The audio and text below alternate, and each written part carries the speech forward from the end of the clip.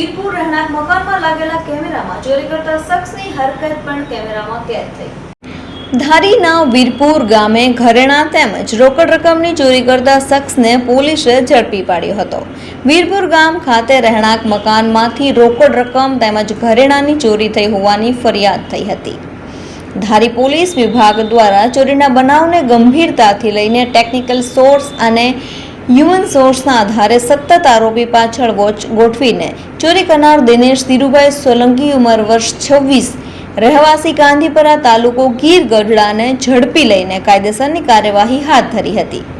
રહેણાંક મકાનમાં લાગેલા કેમેરામાં ચોરી કરતા આરોપી શખ્સની હરકત પણ કેમેરામાં કેદ થઈ હતી।